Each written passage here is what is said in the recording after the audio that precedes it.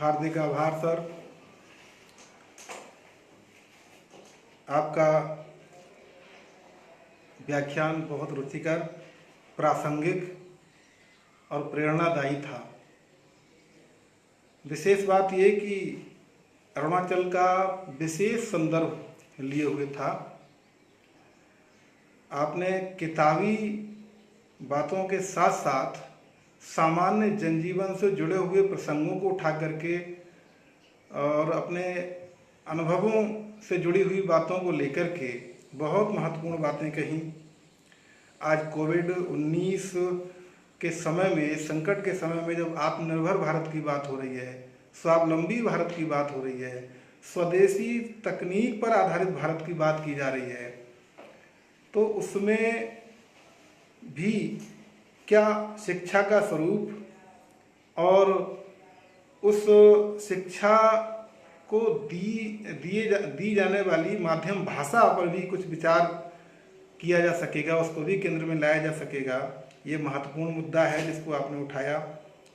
आधुनिक शिक्षा पद्धति और उसकी माध्यम भाषा अंग्रेजी ने हमको क्या दिया है, ये आज एक बड़ा ज्वलंत और विचारणीय प्रश्न हमारे सामने है, जिसकी आपने विस्तार से चर्चा की। हमको संस्कारों से युक्त और मूल्यों से जुड़ा हुआ समाज चाहिए, या कि सभ्यता का थोथा दम्भ करने वाला समाज चाहिए, या तथा साथ ही आमजन से दूर रहने वाला साहित्य चाहिए। ये एक ऐसा प्रश्न है जिस पर विचार करने की ज़रूरत है, जिस पर आपने काफ़ी चर्चा की।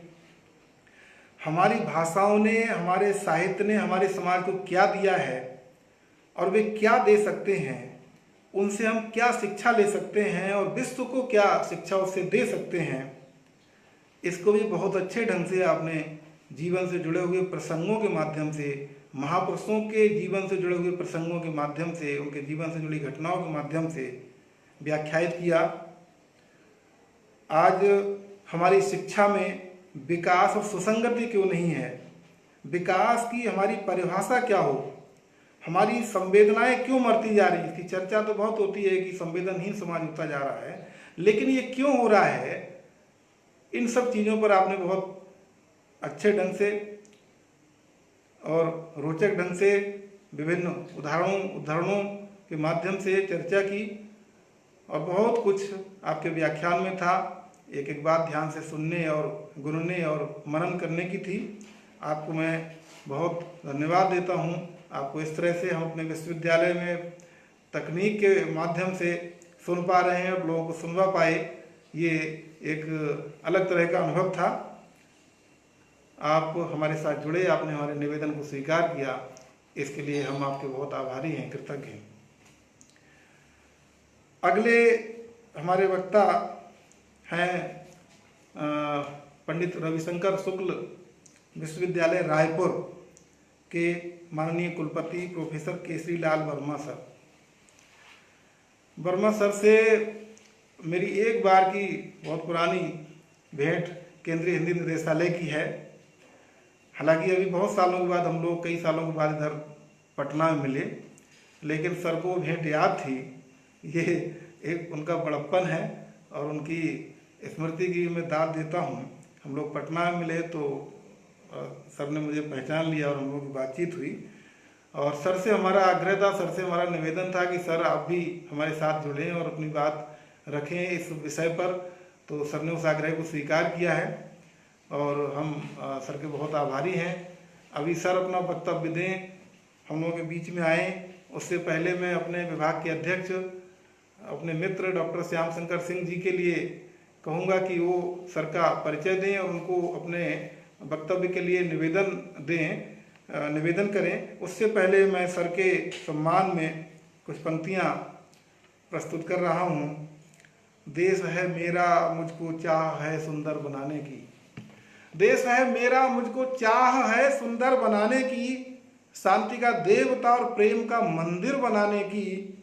ज्ञान गंगा बहे इसमें, ज्योत विश्वास की जागे। ज्ञान गंगा बहे इसमें, ज्योत विश्वास की जागे। अपरिमित आत्मबल से सुदृढ़ अभ्यंतर बनाने की। अपरिमित आत्मबल से सुदृढ़ अभ्यंतर बनाने की मैं सर को आमंत्रित करने के लिए अपने विभाग के साथी और विभाग के अध्यक्ष डॉक्टर श्याम शंकर सिंह जी से निवेदन कर रहा हूं कि वो सर का परिचय प्रस्तुत करें और उनको आमंत्रित करें व्याख्यान के लिए। आदरणीय प्रोफेसर केसरीलाल वर्मा पंडित रविशंकर शुक्ल विश्वविद्यालय रायपुर में कुलपति के पद पर कार्यरत हैं। प्रोफेसर वर्मा ने मानव संसाधन विकास मंत्रालय, भारत सरकार के वैज्ञानिक तथा तकनीकी शब्दावली आयोग के अध्यक्ष पद पर 3 वर्ष तक अपनी सेवाएं दी। साथ ही आपने भारत सरकार के मानव संसाधन विकास मंत्रालय के केंद्रीय हिंदी निदेशालय तथा राष्ट्रीय सिंधी भाषा विकास परिषद भारत सरकार के निदेशक पद को भी संभाला। विश्वविद्यालय के विभिन्न शैक्षणिक एवं प्रशासनिक पदों पर कार्य करने का आपका लंबा अनुभव है।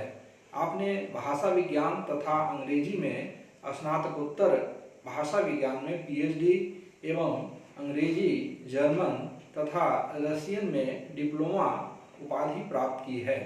प्रोफेसर वर्मा को राष्ट्रीय स्तर के संस्थानों के विभिन्न समितियों में सदस्य के रूप में कार्य करने का अनुभव है, यथा हिंदी सलाहकार समिति, खान मंत्रालय एवं इस्पात मंत्रालय, भारत सरकार, संघ लोक सेवा आयोग, विश्वविद्यालय अनुदान आयोग, सहायता अनुदान समिति, भारतीय भाषा संस्थान के अलावा भारत सरकार एवं छत्तीसगढ़ शासन के अधीन विभिन्न समितियों में भी अपनी सेवाएं दी हैं।